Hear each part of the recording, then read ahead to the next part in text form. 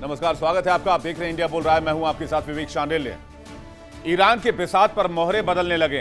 Donald Trump बहुत जल्द surrender का ऐलान करने वाले हैं, लेकिन डोनाल्ड ट्रंप सरेंडर का ऐलान नहीं करेंगे। वो कहेंगे हमने जंग जीत ली है, हमने अपने लक्ष्य को अचीव कर लिया और अब हम मिडिल ईस्ट से सेना वापस बुला रहे हैं। बस चंद घंटों का फासला है। लेकिन डोनाल्ड ट्रंप इस रास्ते को अख्तियार करें इससे पहले उनके लिए एक अच्छी खबर नहीं है, क्योंकि ईरान की कमान अब IRGC के खूंखार कमांडोज के हाथ में चली गई, जो कल तक युद्ध की हुंकार भर रहे थे और अब वो ईरान का मुस्तकबिल तय करेंगे। आरागची ने साफ कर दिया ये कोई 2 दिन की जंग नहीं है, कम से कम 6 महीने तक हिसाब लिया जाएगा। तो क्या ट्रंप लेट हो गए? ईरान की ताकत है ईरान की मिसाइल सिटी, जहां से उठने वाला हर मिसाइल, हर धुआं दुश्मनों की नींद उड़ा रहा है। हालात ऐसे बदले हैं कि कल तक तेवर दिखाने वाले ट्रंप अब ईरानी राष्ट्रपति की तारीफों के पुल बांध रहे हैं। लेकिन जानकारों की माने तो यह रणनीति नहीं बल्कि खौफ है, क्योंकि ईरान ने अब खाड़ी में मौजूद अमेरिकी टेक कंपनियों को निशाने पर लेने का फैसला कर लिया है। और आज की रात बड़ी कयामत वाली रात होने वाली इन कंपनियों के लिए, क्योंकि अगर ऐसा हुआ तो अमेरिका की इकोनॉमी को बहुत बड़ा धक्का लग सकता है। ट्रंप समझ चुके हैं कि पासा पलट चुका है, लेकिन ट्रंप को यह भी समझना चाहिए कि इस बार देर हो गई है। IRGC की कमान अगर ईरान में काम पर आ चुकी है तो यह अमेरिका के लिए, डोनाल्ड ट्रंप के लिए ऐसी दहशत है जिसे शायद अब अमेरिका भी कंट्रोल ना कर पाए। और मिडिल ईस्ट के लिए, अमेरिकी सहयोगियों के लिए इससे बड़े खतरे की घंटी नहीं हो सकती। आज इसी पर चर्चा, जानेंगे यह भी कि डोनाल्ड ट्रंप अपने संबोधन में क्या ऐलान कर सकते हैं। इसके पर बातचीत करेंगे सबसे बेहतरीन इंटरनेशनल पैनल के साथ, सबसे जबरदस्त डिबेट के साथ। डोनाल्ड ट्रंप अब से कुछ घंटों के बाद देश को संबोधित करने वाले हैं, लेकिन इससे भी बड़ी खबर आपको बता दें, डोनाल्ड ट्रंप इस जंग में खुद की जीत का ऐलान कर सकते हैं। लेकिन लक्ष्य विशेषज्ञ मान के चल रहे हैं कि डोनाल्ड ट्रंप सरेंडर को दूसरा रूप देने में लगे, क्योंकि रण क्षेत्र से जो खबर आ रही, खाड़ी देश ईरान से जो खबर आ रही है, उसने वॉशिंगटन से लेकर तेल अवीव तक के हाथ फुला दिए। खबर है कि ईरान में पर्दे के पीछे बहुत बड़ा खेल हो गया है और कमान अब सीधे IRGC ने अपने अंडर ले लिया है। इस्लामिक रिवॉल्यूशनरी गार्ड कॉर्प्स के अंडर चला गया है ईरान। यानी ईरान में अब राष्ट्रपति की कोई भूमिका नहीं नजर आएगी या उनके फैसलों का कोई असर नहीं दिखेगा। अगर कोई फैसला करेगा तो वो है सिर्फ IRGC। अब तक तो ट्रंप और नेताओं सिर्फ गीदड़ भपकी दे रहे थे, लेकिन खेल अब उनके बस के बाहर जा चुका है। ये मैं इसलिए कह रहा हूं क्योंकि ईरान का IRGC के हाथों में जाना यह अमेरिका के लिए, मिडिल ईस्ट के लिए, तेल अवीव के लिए, इजराइल के लिए बहुत बड़े खतरे की घंटी है।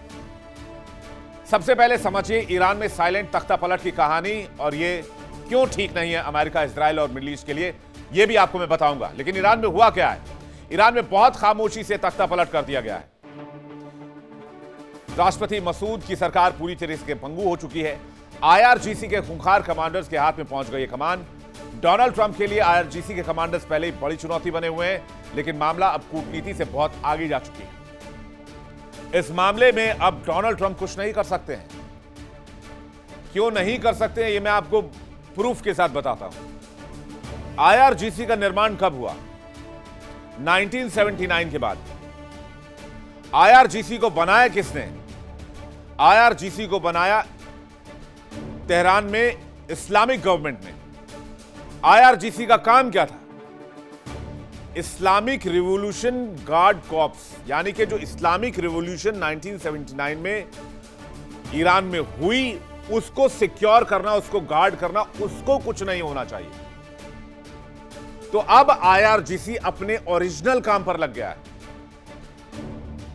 जिसमें कहीं डिप्लोमेसी नहीं होगी, कहीं बातचीत नहीं होगी, कहीं सीजफायर की बात नहीं होगी, क्योंकि IRGC का इकलौता काम है जंग लड़ना। जब कमान सेना के सबसे कट्टर विंग के पास चली गई है तो समझ लीजिए कूटनीति के सारे दरवाजे बंद होने वाले हैं और बारूद की वो भाषा शुरू होने वाली है जिसे शायद अमेरिका कंट्रोल ना कर पाए और अमेरिका यहां से निकल जाएगा। हंसेंगे इजराइल और बाकी ये खाड़ी देश जो अमेरिका के चक्कर में इस युद्ध में उलझे हैं। ईरान के विदेश मंत्री अरागची ने दहाड़ते हुए साफ कर दिया कि युद्ध T20 नहीं बल्कि लंबा चलने वाला टेस्ट मैच है। जरूरत पड़ी तो 6 महीने तक लड़ाई लड़ेंगे और उसके आगे भी जा सकते हैं। अब तक पेजेश्कियन सरकार के जरिए दबाव की जो उम्मीद कर रहे थे ट्रंप, वो अब फेल हो चुके हैं, क्योंकि अब पेजेश्कियन से बाहर जा चुकी है बात और उन दावों की भी हवा निकल गई। कैसे, समझिए। ट्रंप पेजेश्कियन सरकार के जरिए दबाव की उम्मीद कर रहा था, लेकिन सत्ता उन जनरलों के हाथ में जो सिर्फ युद्ध की भाषा समझते हैं। IRGC किसी भी नागरिक संस्था या विदेशी दबाव को मनाने के मूड में नहीं है। मिसाइल प्रोग्राम, मिसाइल यूनिट्स पर अब मिलिट्री काउंसिल का कब्जा है। IRGC परमाणु बम भी बनाएगा, यह भी जानकारी मिल रही है। इससे मिडिल ईस्ट में परमाणु युद्ध का खतरा और बढ़ सकता है, क्योंकि IRGC का मानना है कि परमाणु बम ईरान की सोवरेनिटी के लिए, संप्रभुता के लिए बहुत इंपॉर्टेंट है, वरना ऐसे हमले होते रहेंगे।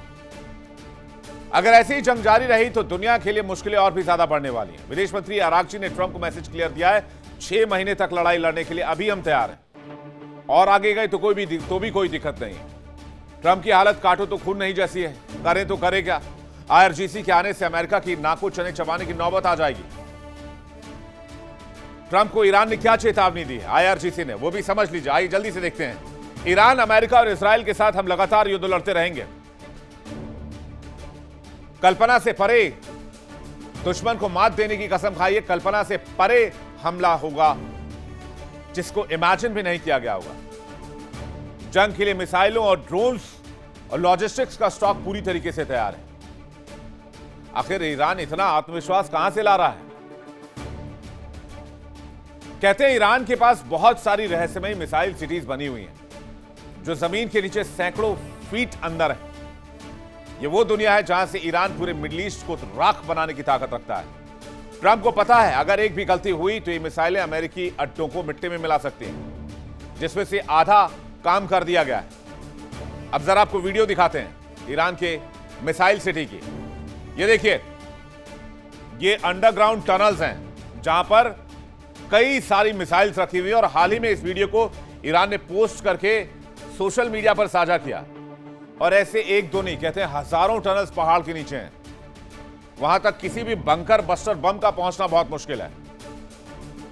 ये कहां है, कितनी मिसाइलें हैं, कितने ड्रोन हैं, कितने विध्वंसक हथियार हैं, पब्लिक डोमेन में इसकी कोई जानकारी नहीं है। और कहते हैं ना तो इसकी जानकारी मोसाद को है और ना ही अमेरिकी खुफिया एजेंसी को, CIA को है।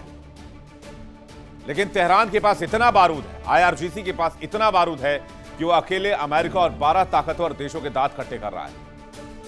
और ये भी कह रहा है अगले 10 साल तक वो जंग लड़ने की तैयारी में है। आप लड़ते रहिए, हम लड़ते रहेंगे, क्योंकि हमारे लिए तो वजूद की लड़ाई है। जो खबरें हैं एंटिसिपेटेड, वो आप देख लीजिए। ईरान की मिसाइलें 2000 से 2500 किलोमीटर तक मार कर सकती हैं, लेकिन ये तो पब्लिक डोमेन की जानकारी है। आप याद कीजिए, डियागो गार्सिया पर जो मिसाइल ईरान ने दागी, डियागो गार्सिया ईरान से 4000 किलोमीटर है। 3900 किलोमीटर पर ईरान के मिसाइल को ट्रेस करके मारा गया, इंटरसेप्ट करके। तो ईरान तो कह तो रहा है 2500 किलोमीटर तक की मिसाइल है, लेकिन कुछ जानकारी मानते हैं ईरान के पास ICBM भी है। पूरा मिडिल ईस्ट, दक्षिण पूर्वी यूरोप, इजराइल की ईरानी मिसाइलों के साथ में है। ईरान ने फतेह 1 और फतेह 2 जैसे हाइपरसोनिक मिसाइलें भी विकसित की हैं, जो पहाड़ों के नीचे बहुत गहरे टनल्स में मौजूद हैं। और ये टनल्स का शहर है। खोरम शहर और सेजल जैसी मिसाइलें भी हैं जो 2000 किलोमीटर की रेंज पर काम करती हैं। शाहिद जैसे आत्मघाती ड्रोन भी हैं जो स्वयं अटैक करते हैं। कुछ ड्रोन 4000 किलोमीटर तक भी जा सकते हैं, यह भी कहा जा रहा है। यही कारण है कि जो ट्रंप कल तक आग उगल रहे थे, आज वो ईरान के राष्ट्रपति की तारीफों के पुल बांध रहे हैं। तो क्या हार सामने देखकर डोनाल्ड ट्रंप बौखला गए, या फिर अमेरिका में जो कुछ हुआ उसकी तस्वीरें आपको याद होंगी? 90 लाख लोग सड़क पर थे। ये दो तरफा दबाव है डोनाल्ड ट्रंप के ऊपर। वो अमेरिकियों की नाराजगी मोल नहीं लेना चाहते हैं। तो क्या डोनाल्ड ट्रंप का ऐलान होगा कि हम युद्ध जीत चुके हैं और हम वापस आ रहे हैं, अपने सैनिकों को वापस बुला रहे हैं, जिससे आग जो भड़की है, अमेरिका के अंदर भी जो आग भड़की है, कम से कम उसको कंट्रोल कर लिया जाए? चलिए अब ट्रंप किस तरीके से चापलूसी पर उतर आए वो भी आप देख लीजिए। ट्रंप ने ईरान की नई रिजीम की तारीफ की है। कहते हैं ईरान के राष्ट्रपति बुद्धिमान है, पूर्ववर्तियों की तुलना में बहुत कम कट्टरपंथी हैं। युद्ध विराम पर बहुत जल्द फैसला हो जाएगा। ईरान ने अब ट्रंप की सबसे दुखती रग पर हाथ रख दिया है। वो पैसा ईरान ने साफ कर दिया है, खाड़ी में मौजूद तमाम अमेरिकी टेक कंपनियों को निशाना बनाया जाएगा। अमेरिका की इकोनॉमी पहले से हिली हुई है, $40 ट्रिलियन का तो कर्ज है, और अगर मिडिल ईस्ट में अमेरिकी कंपनियों को निशाना बनाया गया तो आप समझ लीजिए फिर क्या स्थिति होने वाली है।